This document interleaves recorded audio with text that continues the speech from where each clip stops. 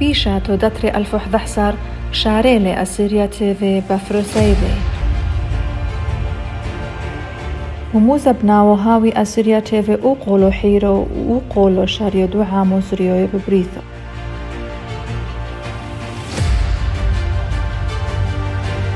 وأوني شد أسيريا تيفي دماحت فرجونو بوفوكوس ودنوقل الطيبة وشو شوت تكون بين دوعا ميذن لبريثو كولا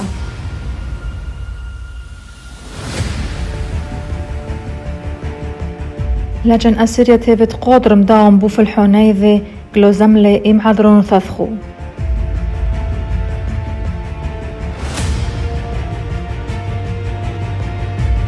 إذا كورحميتو أو شغلت أسيريا تيفي وكو حزيتو إيل صويثت أسيريا تيفي بو حقلو دي ميديا مفصوحينا ساقيد معذريتو أسيريا تيفي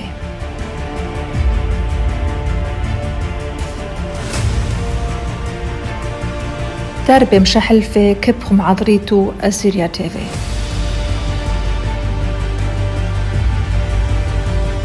كبخو هويتو هادومي بو فيسبوك منيونو تزوزي ناعيمي أو إنقلد رحميتو دهويتو هادومي بو يوتيوب تاموستي بمنيون تزوزي ناعيمي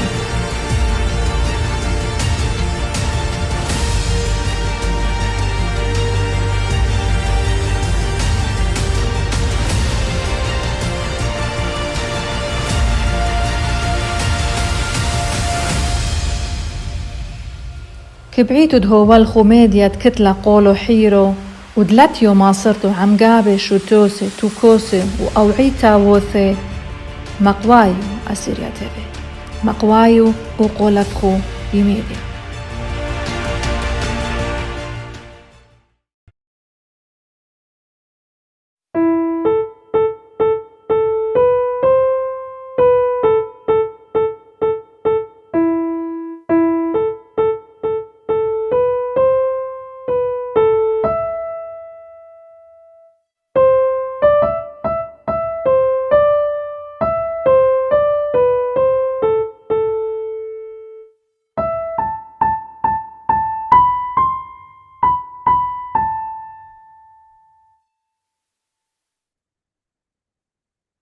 Hello, my name is Joseph Pirayou. I want to welcome you to today's program in the beginning, Ashur.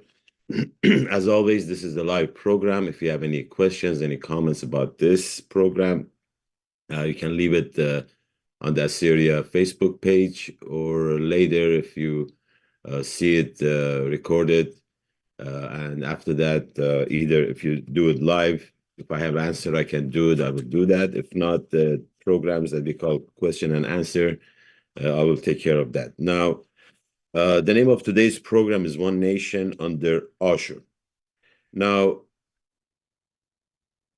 basically what this program in the beginning of Ashur is mostly sharing information with you regarding our history and Christian faith as far as the information is available out there. I've been sharing this with you. So today is another sharing information that I have. And if you have other information that is different, or you want to add to this information, I would really, really appreciate it, because today's program, it's a little bit heavier on me. I don't know about you, but let's just get started, see what I'm talking about.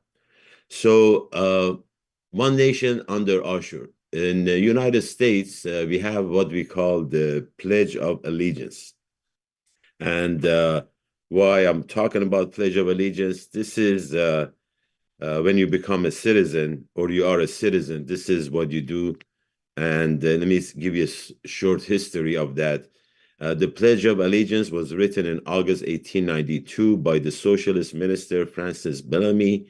He lived from 1855 to 1931. It was originally published in the Youth's Companion on September 8, 1892. So originally it was 1892.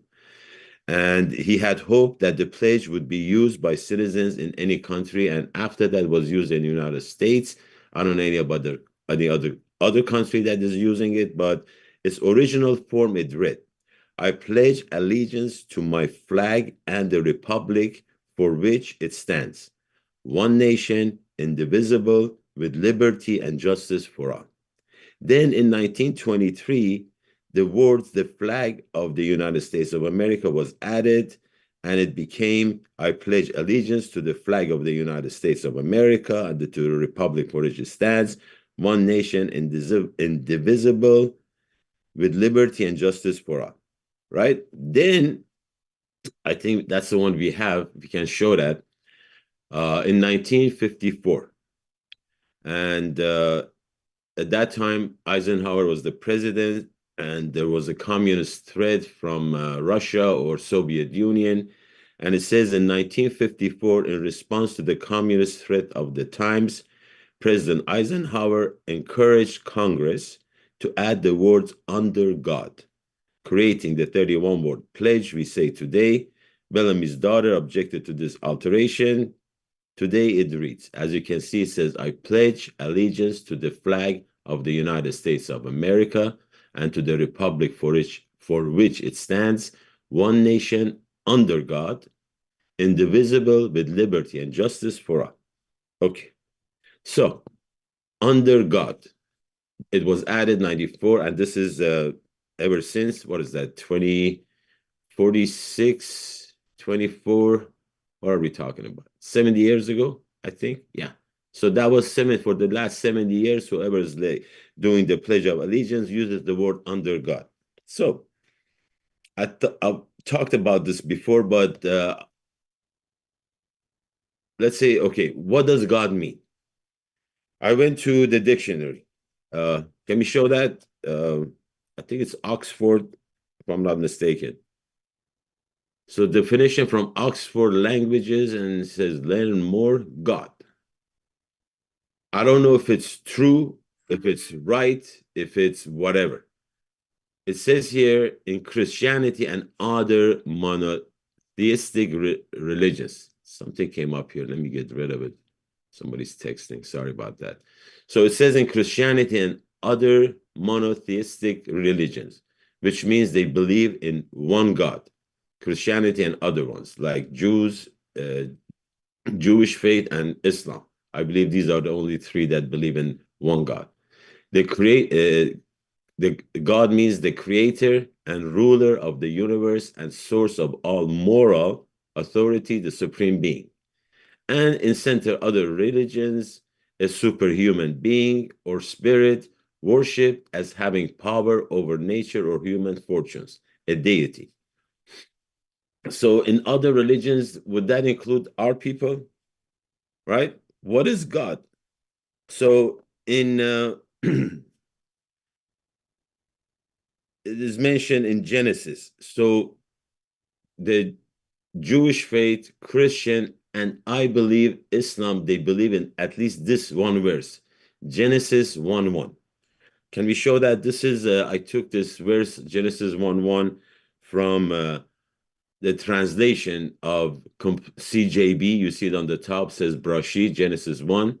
CJB, Complete Jewish Bible, because they're the only English translation that I've seen that have used the name Ashur instead of Assyrian in their Bible. That's the only one, the Jews.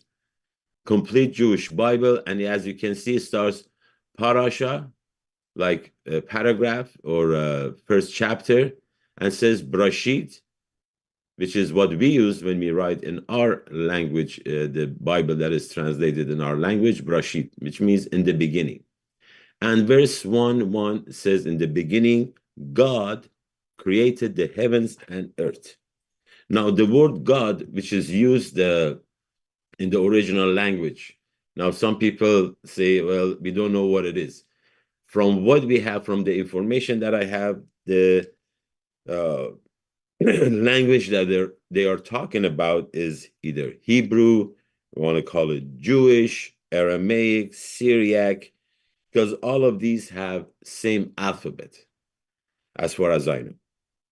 So in Genesis, God is said, the word that is used in original language is El. Excuse me, El or Il.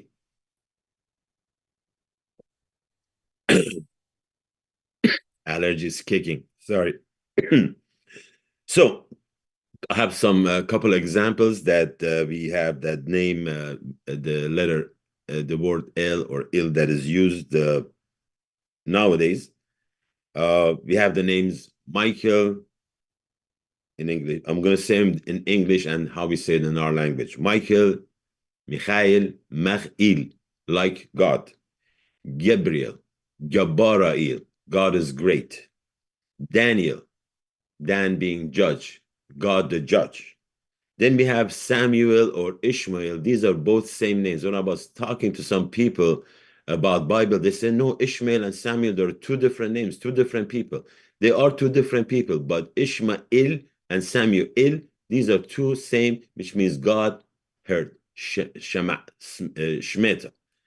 Then we have Benil. I'm sure most of you know our great UFC fighter Benil Dariush. His name is Ben-Il, son of God.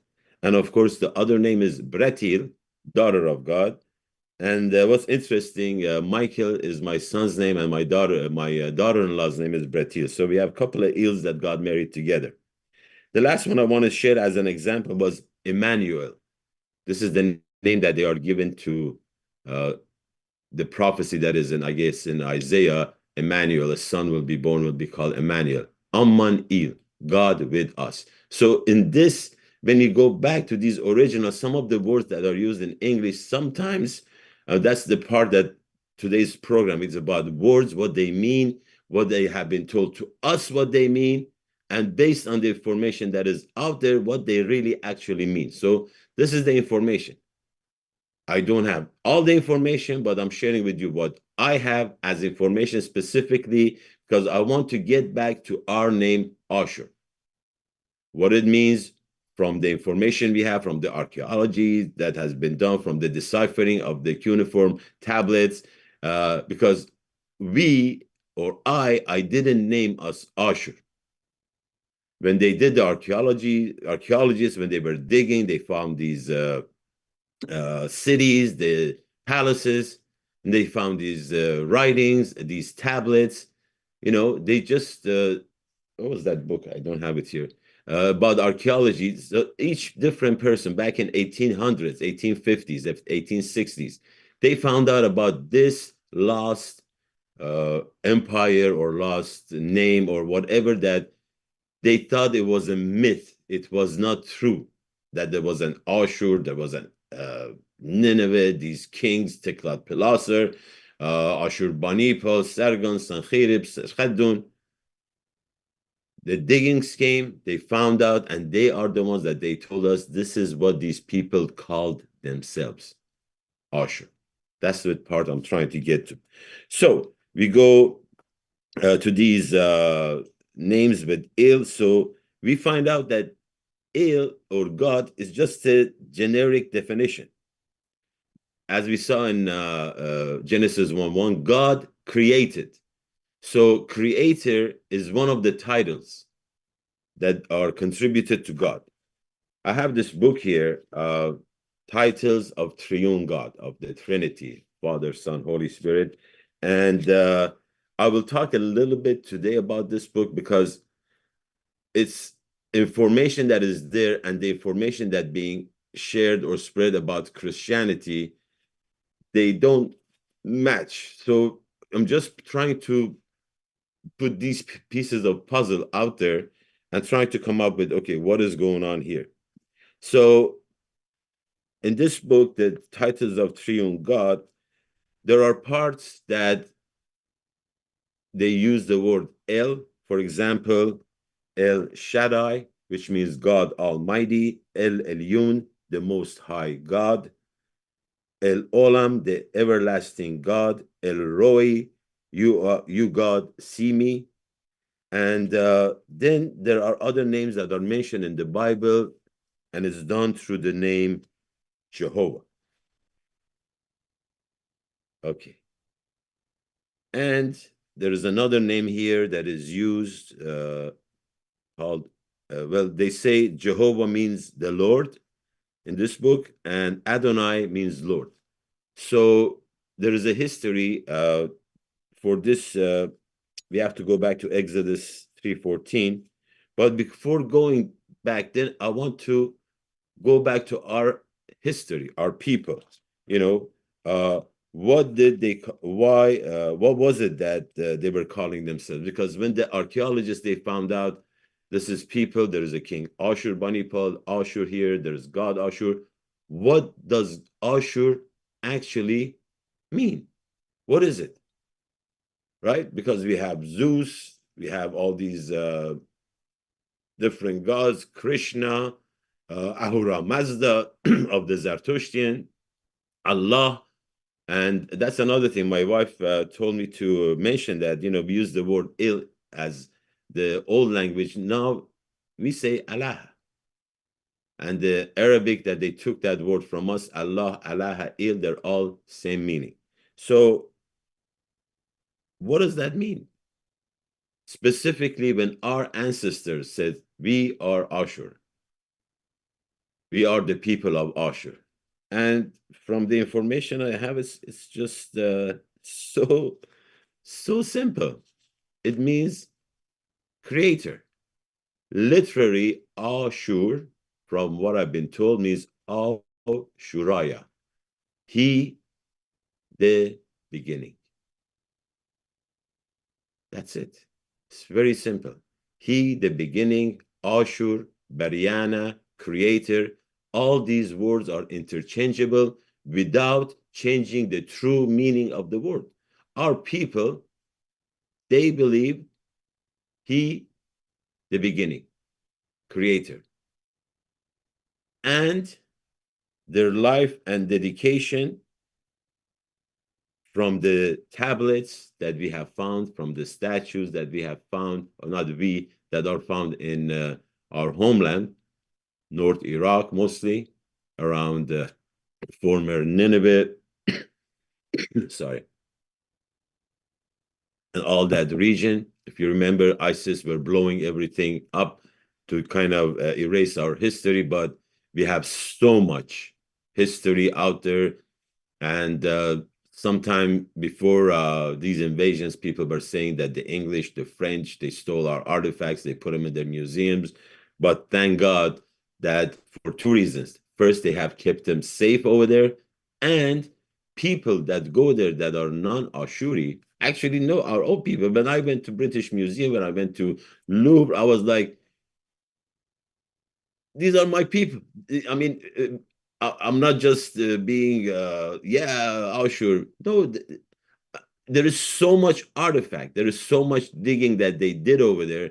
The whole British Museum can be filled with the Ashuri tablets, artifacts, statues, and replace everything else that is there. That's what I've been told. They have so much, and there are so many things that they haven't been able to decipher. But I don't want to change the direction here. So, as I said, Ashur simply means he, the beginner, creator, Baryana, interchangeable names. Now, Genesis 1:1, we saw that God created, he's the creator. Then we go to Exodus 3:14. This is when Moses is on a mountain. I don't know how much you're familiar with that story. There is a burning bush, and that's where El talks to Moses and tells him to go to Egypt to save his people Israel, bring him out to the promised land. And Moses says to God, who should I send? Who should I tell people that sent me? Right? I've talked about this before, but this is more detailed because there is a big confusion. I will tell you later what I'm talking about, this confusion that is going on by clergy out there, that this name Ashur is whatever. I'll get to that later. So this Bible that I have, the word is from 26 different translations. And originally, when you look at it in English, it says, and God said unto Moses, I am that I am. Other translations, I am who I am what I am the I am, I am that is who I am I am because I am, none of your business. Because, man, I am because. Where do you get these? I am the God who is, the sovereign God. These are different translations. I will be what I will be. It's like that Doris Day song, Que sera, sera. I will be, will be. I will become whatsoever I please. Then the last two are interesting. Ahia, Asher, Ahia, which is from the Jewish Bible, Torah, and I am Ahia, Ashur, High, that is the living God. Okay, so these are different translations. This last one, it came out, where is this slide? Sorry about that, I should have prepared. This is George Lamsa. Now, who's George Lamsa? He's an Ashuri that translated the Bible from, as it says here, from the ancient Eastern text. Now, what are ancient Eastern texts? You have to go back to check to see. These are the texts that our ancestors, when they became Christian, remember I was telling you, El means in Hebrew, Jewish, Aramaic, Syriac, back then, 2,000 years ago, because that's when our ancestors became Christian. So 2,000 years ago, when they translated this Bible, the Old Testament, then later the New Testament, this is what they wrote. Ahia, Asher, or Ashar, Chaya, or English is written high, but that's English high. It's Chaya, living. Now, when I shared this information with some of the people that we were doing Bible study, let me see how much time we have. I better move fast. They said it says either Asher or Ashur, doesn't say Ashur. And I asked, what does it mean? He says, well, that I am or who I am, I please to be, will be, because that's what Ashur means. I said, really? How come George Lamsa in the translation translates Ashur to God? Well, he's wrong. Like, do you say that about other translations? You take those non-Ashuri translator. This guy is Ashuri. He knows the language of his ancestors, and he translated it. And the Jewish Bible agrees with it, at least on the part that says Ahia, Ashur. Both of them have Ashur in it. And Ashur, it's not Ashur. Well, how about this in our language? I speak Eastern dialect. So we say Shlama. Western dialect is Shlomo. And Hebrew, the Jews, they say Shalom. All three of them mean the same thing. These are, those of you who are experts in language, maybe you can enlighten me. Maybe I'm wrong. But there's no difference between Asher, and Ashur. Vowels. And definitely when with George Lamsa is writing here, is that this translation that he has means that when God tells Moses, when Moses asks God, who should I send me? He says, tell them my name, Ahia is my name. Check it out. You will see so many places you can find out what Ahia means. Try to find Asher or Asher what it means. Nothing.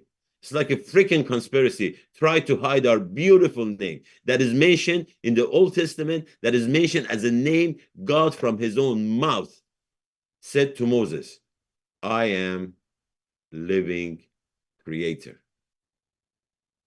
It's not just simply the generic God, even though George Lamsa calls it God, but at least he realizes Ashur and God are the same. He uses the one of the titles and he puts in a generic term. But like it or not, that's what God tells Moses.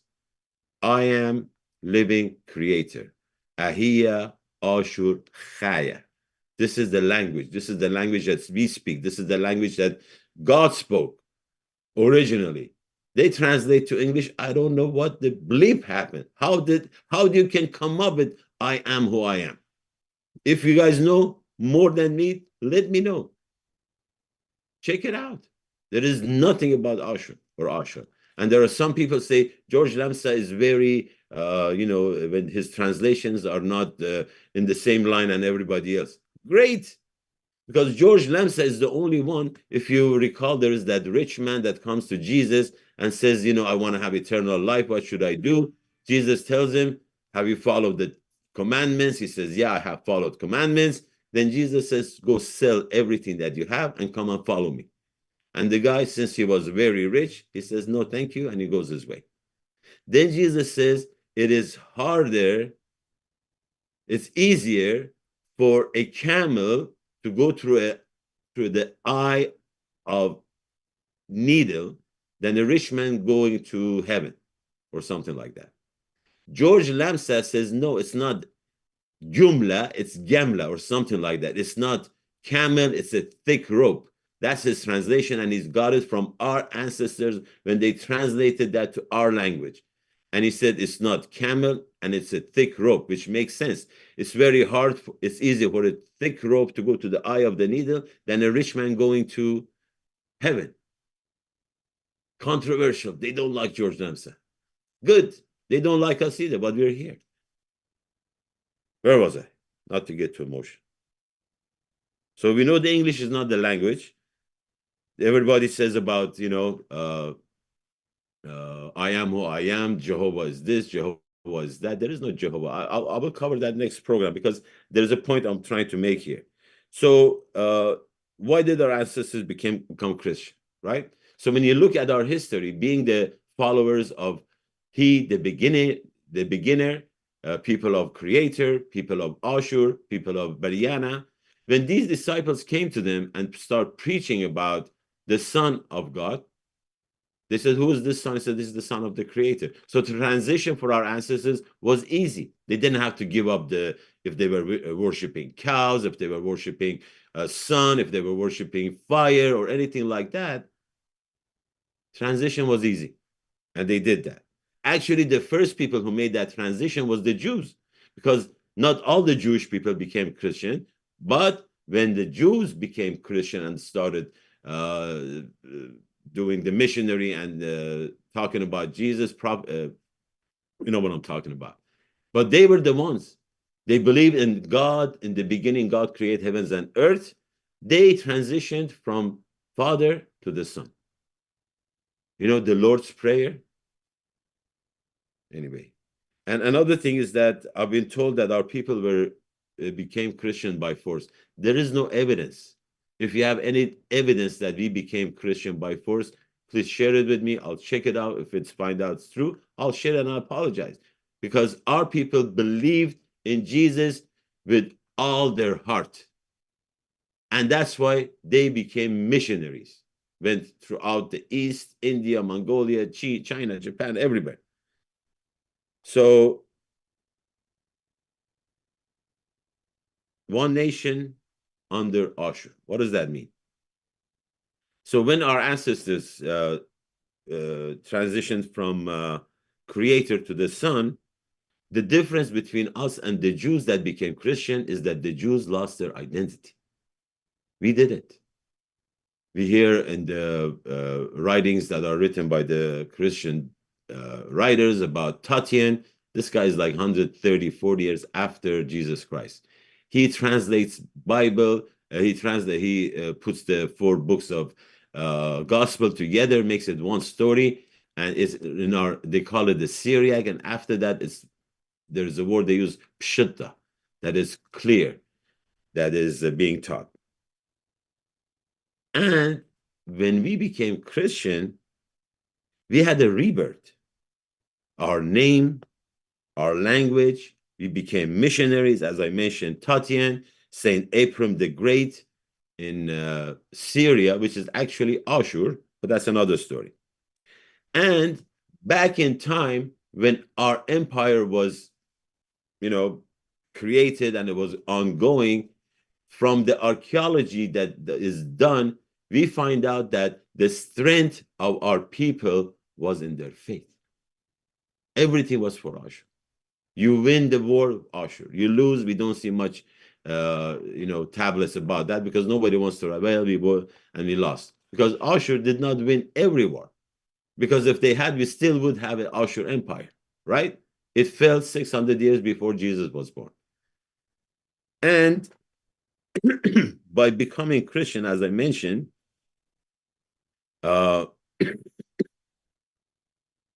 it gave us strength to keep our name, to keep our language. As our language, we translated the New Testament. People understand it better because it's translated to a mentality of the Middle Eastern. Everything was good. We are Christian. We read the Bible. Jesus, great man, nothing's wrong. Boom, 300 years later, we have this division in our nation. By who? By individuals to claim that we are the people of Jesus. We have the power from Jesus. We have the rock that was Peter, and they touched us, and we are this and that. They came, and the clergy, the individuals, are the ones that separated us and divided us. Just check the Bible. What's wrong with Jesus? Nothing. What's wrong is the ones that are misrepresenting him. How do I know? Look at us. Can you see these flags? Anyone you want to put. One by one, however you feel comfortable. Because every one I want to talk about, like, okay, like this one here, right? Oh, this is Assyria flag. Or hold on. This is like what, 1960s? We don't have a nation. It's a beautiful flag. I'm nothing against it. And we have to make sure that emblem, Ashur, is always there. Because there are some clergy within certain churches, certain denominations, they are using this flag, but that Ashur emblem, can you make it bigger so we see the Ashur? I want to stick it in these people's eyes that they don't believe in our people, our history. This is the creator. This is the one, Ashuraya. See? Enjoy that. This is our people that believed in Father, in Creator, in Ashur, and transitioned to who? Their son. Now, let's go to the other one. I don't know what else you want to show, Chaldean or Aramean. Like all of these flags, this one, you look at these monuments, at these statues, every one of them has this, and these are all on the, what they call it, the Assyrian kings, Ashuri kings, Aramean. Okay, you have a flag, but we have history. How about the Chaldean? That's even, I don't know which one is funnier, the Chaldean or Aramean. They have like Chaldean, the Ashur people, they claim like 6,700 years history. We have Chaldeans say, well, no, we have 7,000-year history. I tell you what, from the information I have, both of you are wrong, but that's another story. We keep going another story. So, yeah, I don't want to run late because that's the part I wanted to game to. Oh, can we show the photo of this guy, Reverend, what's his name? Emmanuel Yohana. What a beautiful name listed on such a person. Actually, I shouldn't say that, because the reason I'm saying this is that I saw clips from this guy talking that Ashur is a new name, is a name that is dividing us, a name that is confusing people. We should stick to Syriac, Aramean, or we should stick to Assyrian, Aramean, and Chaldean. He's the one that is creating this division. Well, as I said, I shouldn't judge. Does anybody have that video? If you please, there is a video of this guy talking about our name, that is Ashur, is creating confusion, is something new. We shouldn't do that, this and that. If you have the video, please, if you can, send it to the Assyria TV, Facebook, mine, anywhere. I really, really appreciate it, because I want to see the whole video before I make more comments. Maybe it's taken out of context. So I apologize if I took it out of context. But the point I'm trying to make based on what today is. Today is September 11, 2024. 23 years ago, there was an attack on the United States in New York, the towers, the Twin Towers. There was a Pentagon, and there was another airplane that people fought these terrorists, and it went down somewhere. I'm not sure it was Pennsylvania. My apologies. So 23 years ago, this happened to the United States. Why am I mentioning it? Because after this happened, somehow the government that was at power at that time, they said it's to be blamed. Iraq is to be blamed. Saddam Hussein is to be blamed. So what happens in March of 2003, like a year and a half or so later, U.S. invades Iraq and destroys Saddam, and they capture him. Later, they execute him. That's what we've been told. Probably was his double, or doesn't matter. I don't want to distract from the point. 2003, when this happened, door opened for these minorities in Iraq to take power. When Saddam was in power, no Kurd, no Yazidi, no Turkmen, no Ashuri, no nothing. No Chaldean would be even thinking about having their own government. When Saddam was kicked out, boom, we see KRG growing, like taking over. And it showed the weakness of our people, because we have rights too. Hey, when you dig in this land, it's our people. The door opened. The door has opened. It's still not shut.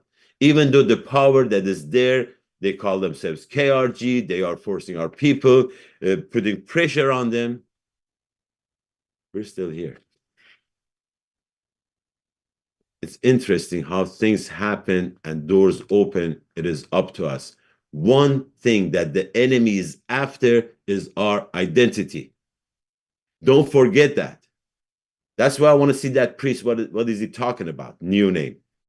We are not Assyrian. We are not Chaldean. We are not Aramean. We are the people of Ashur. That's our true name. It will take some time. The people of Creator. One thing that we were talking about, you're mixing Christianity with being nationalistic or patriotic. I don't. See, in the prayer that Jesus taught the Christian starts with our Father who is in heaven. Who's the Father? Who's the Father of Jesus? He's the Creator. He's the beginner. He's Ashur. These are interchangeable names. Oh, you're relating Jesus to Ashur. Ashur means Creator.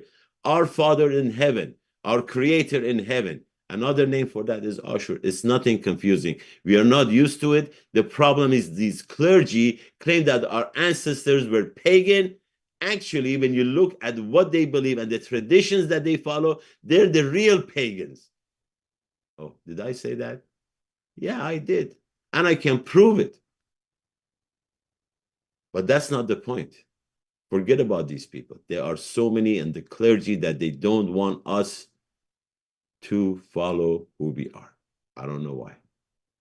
Maybe I do, but that's a different story. So since, there's another thing that I was going to share with you, is that there's a poem or something like that. It says, Mirre David Kasopia in Lachota Lesopia. So if I want to translate it, is that David said to Sophie or Sophia, if it doesn't get messed up, it will not become clear. Because right now, it's a big mess. And most 99.9% of this mess is done by these clergy. And we will clean it up the right way, the civilized way. Because we are the cradle of civilization. So my pledge of allegiance, I pledge allegiance to Ashur nation, to the belief which it stands, one nation under God, Ashur, indivisible, with liberty and justice for all. Am I dreaming? Maybe. But until then, we are still here. We are still existing. That's the most important part, and our name will stay. So until everything becomes full, we get our land back, maybe 10,000 years later, doesn't matter. Mabqila Shimit Ashur Ahiya Chaya. Thank you very much, and I'll see you next program. Bye-bye. Sheikhani.